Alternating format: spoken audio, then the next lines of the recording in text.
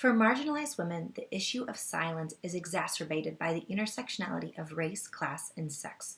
They are less likely to be protected from abuse of power and more likely to be silenced and dismissed by their community and the justice system without any recompense for their experiences. Since the time of the transatlantic slave trade, Black female bodies in America have not been their own and have been coerced into sex acts by their slave master without punishment. In modern times, Black women are 3 times as likely as white women to experience sexual harassment at work. Indigenous women are 2.5 times more likely to experience sexual assault and rape than any other ethnic group.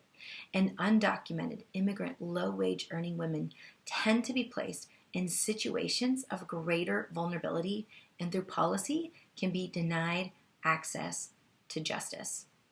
And undocumented immigrants have decreasingly felt safe to report sexual abuse. When Donald Trump took office, reports of rape in Los Angeles by Latina women decreased by 25% from January to March 2017 in comparison to that same time frame in 2016. The LA police attribute this sharp drop in reports to a legitimate fear of deportation. The experience of non-white women are compounded by their race, class, cultural values, and immigration status, leaving them vulnerable in ways not experienced by white women. And despite the undeniable role racism and classism in sexual misconduct, privileged women largely shape this discussion. The inconsistent response to abuse of power has played out publicly in recent years by the very treatment between R. Kelly and Harvey Weinstein and their sexual abuse victims. R. Kelly's crimes came to light in the summer of 2017, just months before the Weinstein story broke in the New York Times. Now, researchers note that despite credible evidence, testimonies, and well-researched journalism, no charges were brought against R. Kelly after the story broke. According to Chicago area journalist Jim DeRogatis, Kelly for years maintained a harem of underage girls of color, and his songs continued to stream from major streaming sites all over the world. His victims and accusers were berated for attempting to take down a successful R&B artist and for speaking up against a man from their own community. He had faced charges in the past, but was acquitted on all counts. After the 2017 article that exposed his sex cult, Kelly released an 18-minute song titled I Admit. The Weinstein case prompted a different response. Weinstein was forced to step down from his company, lost credibility within the film community, and faced a criminal trial when his heinous actions were publicized. His victims, mostly white women of means and influence, were paraded as heroes, poster women for the Me Too movement. R. Kelly's victims did not receive the same accolades.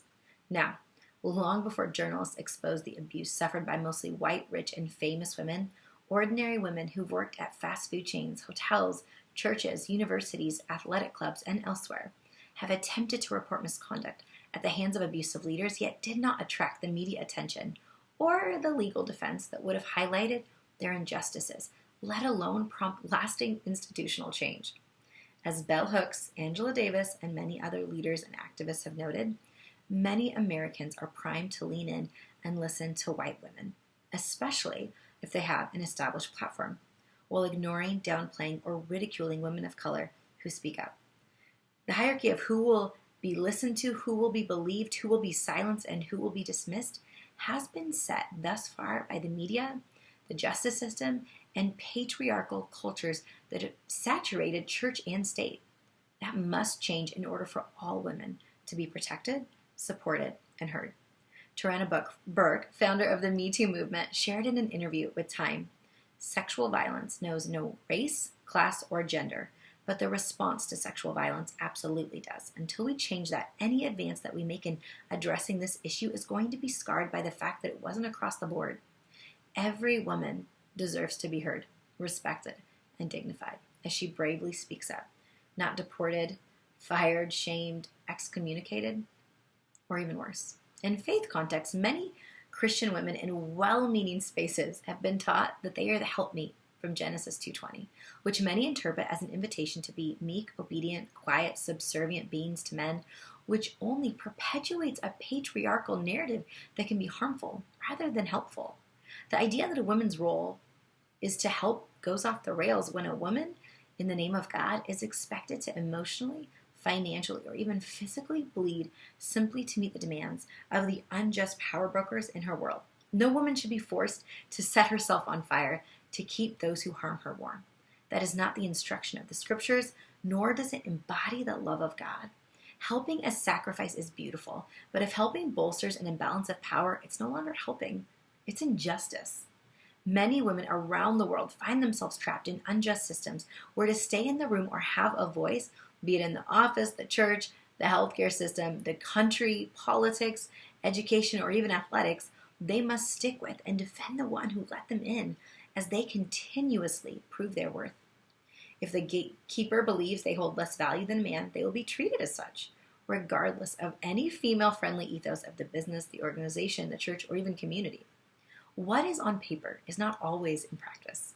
When the values etched in stone are not exercised in a consistent and proactive manner, it translates to less pay, less opportunity, and unsafe spaces, and it may be nearly impossible for women to advance in any way, shape, or form, let alone possess a respected voice. When a woman's livelihood depends on operating in a broken system, she may feel as though she has no choice but to comply.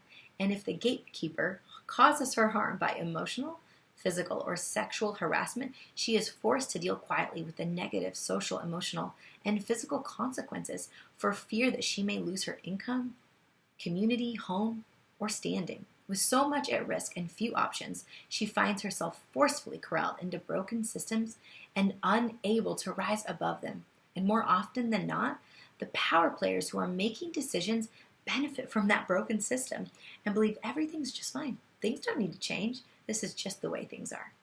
Everything is just fine because this woman holds limited power with no identifiable path to balanced power. Now, throughout the centuries, this has become the status quo. We've heard that if we do something over and over, it becomes normal. If we see the same thing over and over, it becomes normal. The power players are not personally hurt, demeaned, demonized, ostracized, harassed, or rejected. Therefore, there is no issue. It's only normal. Sadly, this is not a new dynamic. Women subject to the plans of men. We need look no further than the historical accounts in the Bible. Hagar, forced into surrogacy by her slave master and his wife, Abraham and Sarah. Leah, second fiddle to her sister Rachel. Queen Vashti, summoned to parade in front of drunken party guests. The adulterous woman, dragged into the public square, her business on display.